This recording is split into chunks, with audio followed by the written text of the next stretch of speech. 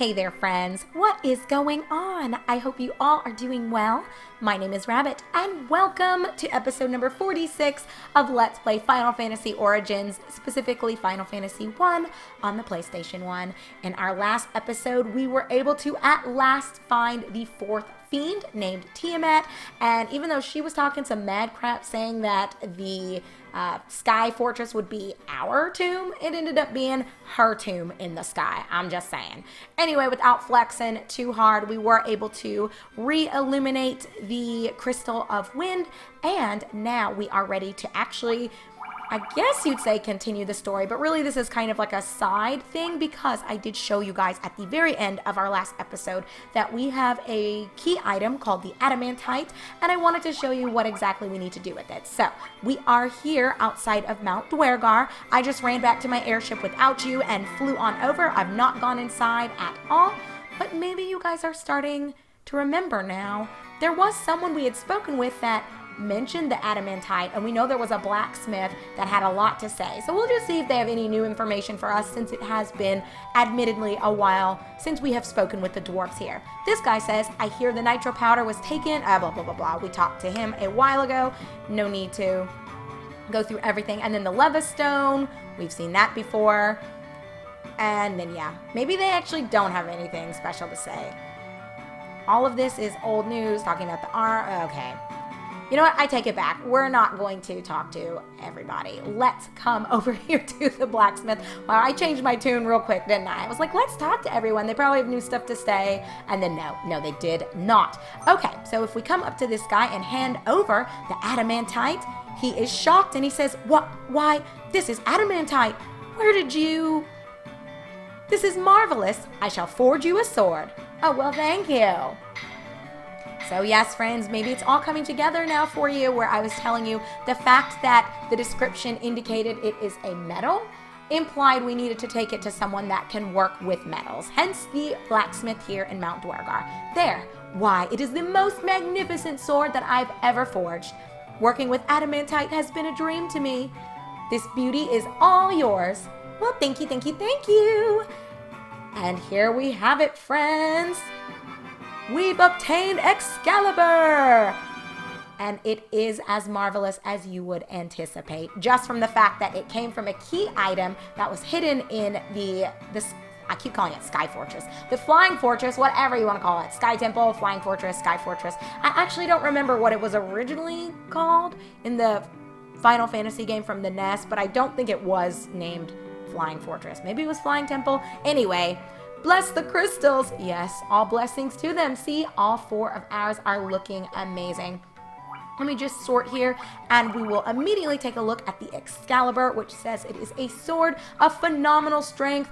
But, yes, here is one of the limitations of my very janky, random, mage-heavy team.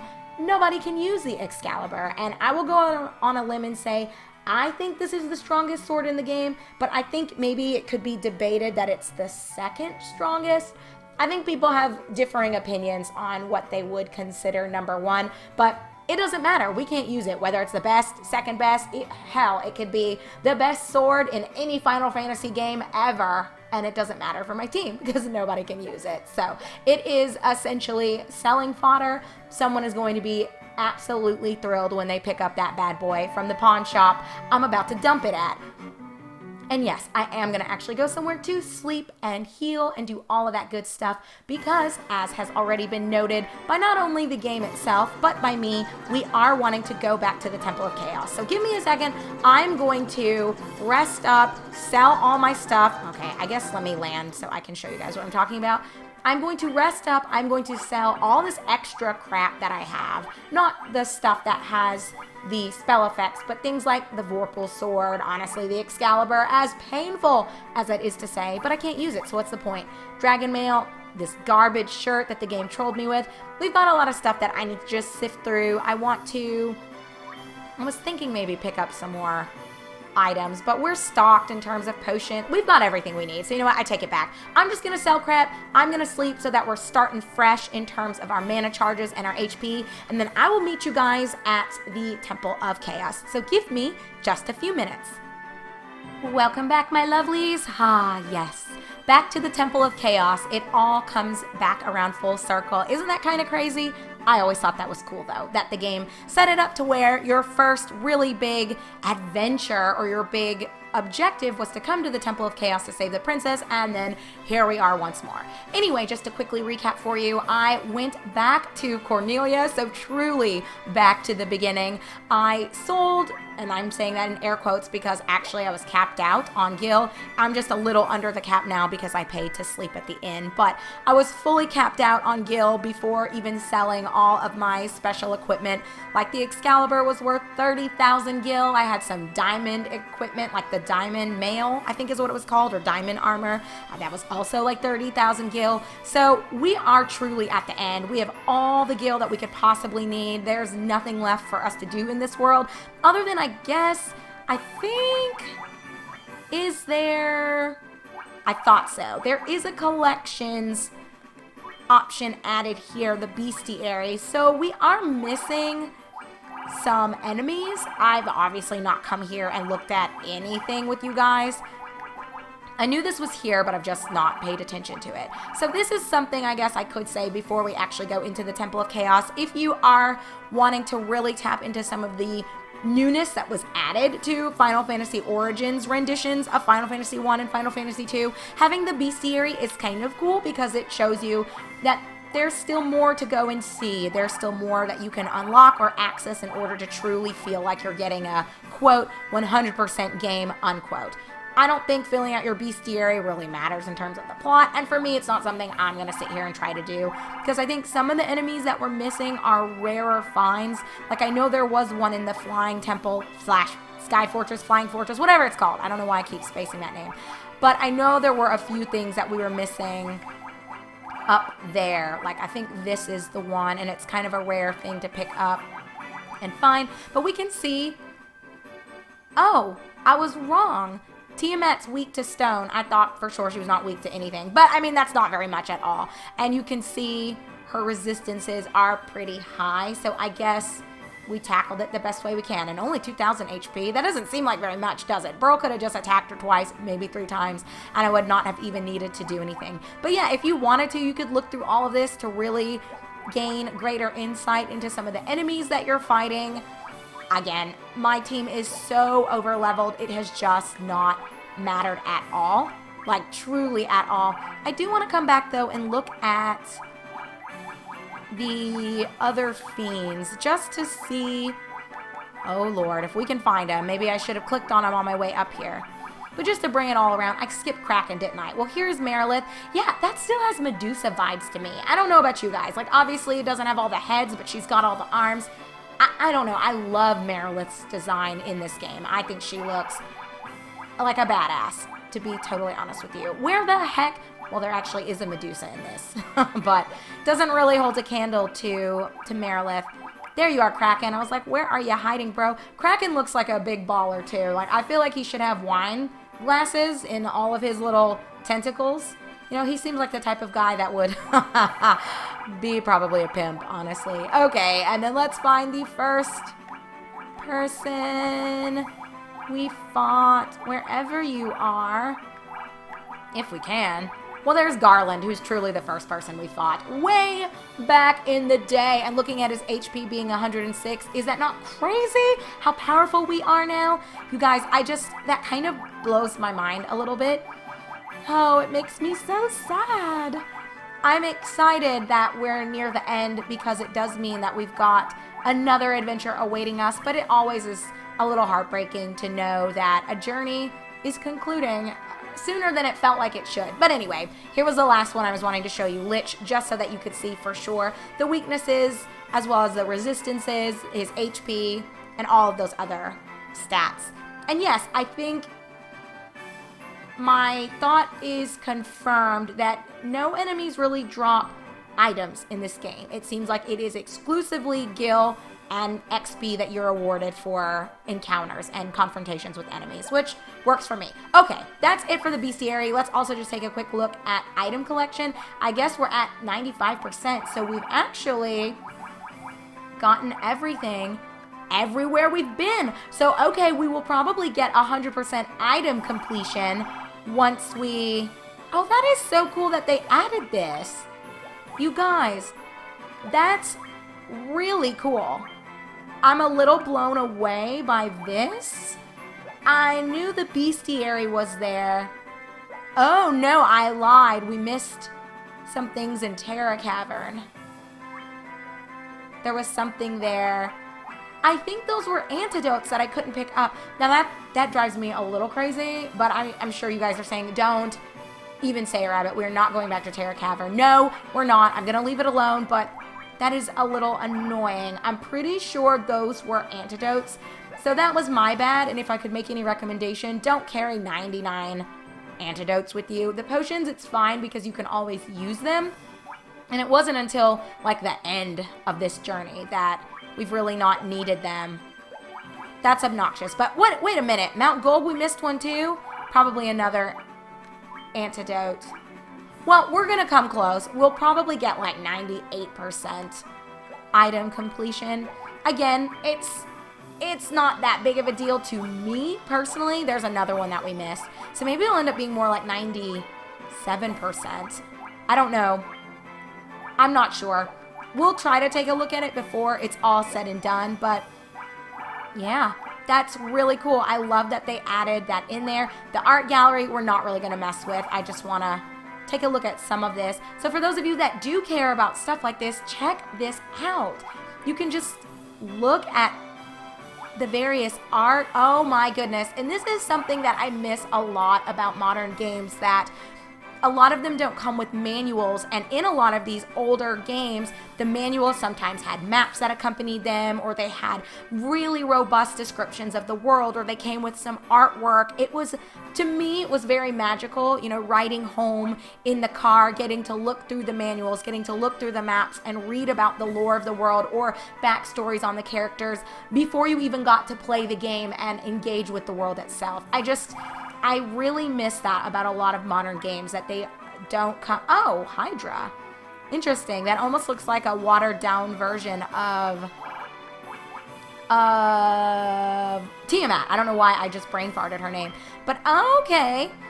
This is what Merilith's art looks like. I think her actual design in the game is better than what her artwork looks like. And I'm guessing this is original artwork from the NES era, and that they just brought it here as kind of a cool little... Okay, so we don't have, obviously, all of the art for everyone. Kraken, and then Kraken versus Light? What? Oh, Kraken, I see you, bro. Kraken versus Light. Oh, like the Light Warriors, maybe? I don't know, you guys. This is giving me some, monster porn vibes. We're not even going to go there. Okay, we are done messing around. We flipped a little bit through the bestiary. We flipped completely through the item collection that we have so far, and we took a little bit of a look at the art gallery. I don't know what this is supposed to be, but again, I just wanted to highlight that before we go ahead and head into the end of the game, there are still some things you can do if you do feel like this game is a little too short. I mean, my timestamp is going to be quite a bit bigger than most people's, mostly because my team required a lot of grinding and I had to do a bit of backtracking. 32 hours, and I'm guessing by the time we're done we'll be closer to 34, is excessive. I would say most people beat this game in like 25 hours, maybe 30 max if they really are taking their sweet time. 32 to 34 is because I had a weird team. But okay, no mas, let's move forward. No more descriptions, no more verbal backtracking. We're moving forward.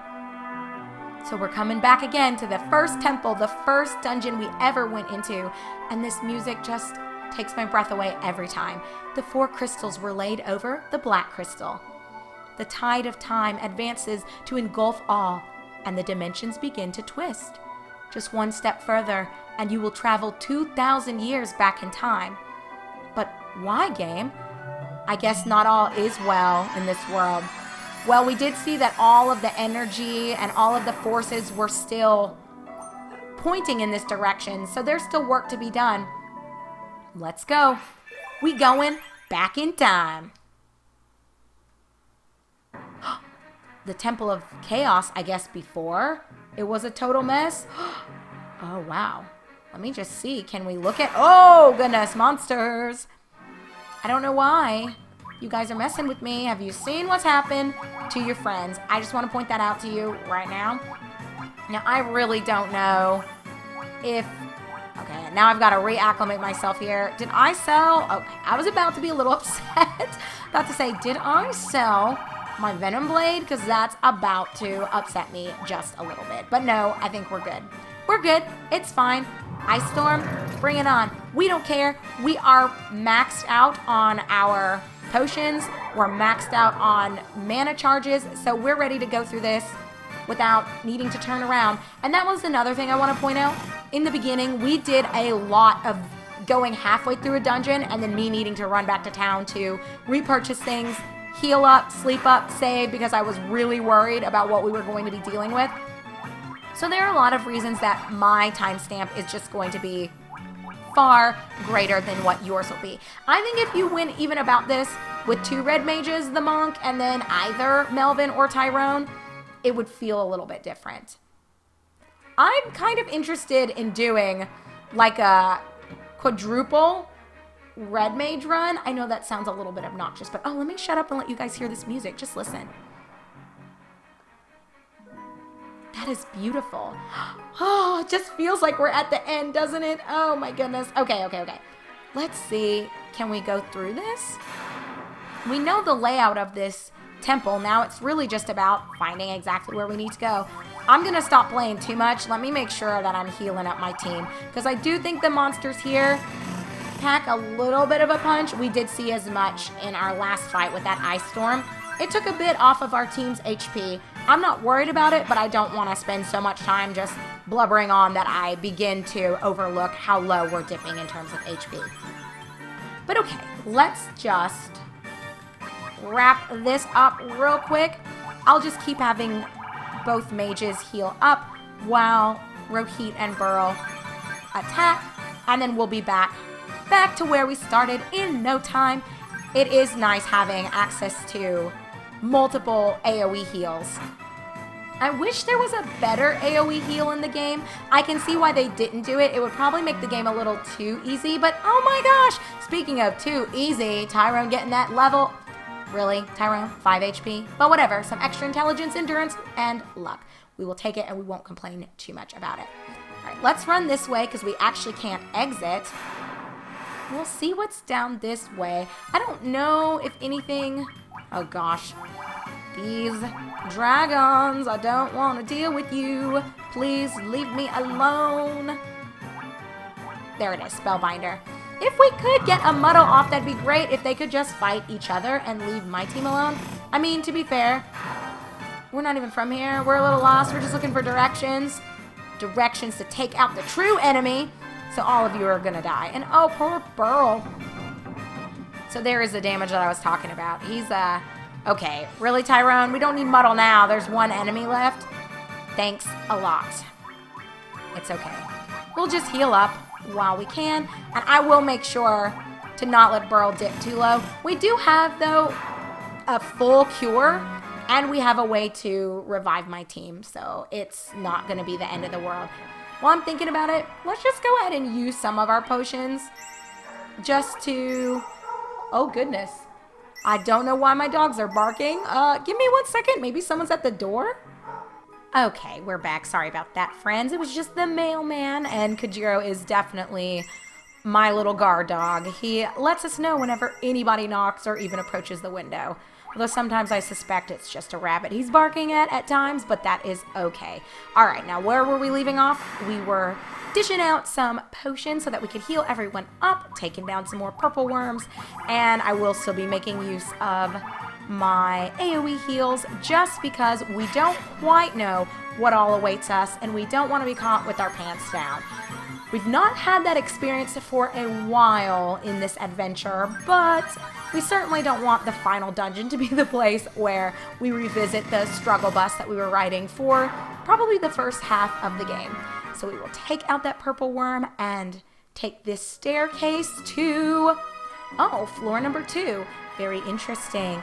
We saw in the present day that the entire Temple of Chaos was kind of in shambles, so there weren't any staircases available to us at all, which is a little interesting. let's go ahead and see if we can get a muddle off. And I'm going to try the Venom Blade one more time. And you know what? We can actually go ahead and call this episode quitsies. We just made it to a brand new floor, so why not isolate most of our exploration of the Temple of Chaos from the past, 2,000 years in the past to be specific, to our upcoming episode number 47. So we will take them out, see how lucky we get, try to get hey, 3 of them out of 2. That's really not that bad. We're going to focus on trying to get a couple more heals off. I am a wee bit worried about Burl, but I think he'll be just fine. And again, we do have a very strong heal from Melvin that we can always use because our charges have been replenished since I did stop in Cornelia before we came back to the Temple of Chaos. So I'm not that worried about it.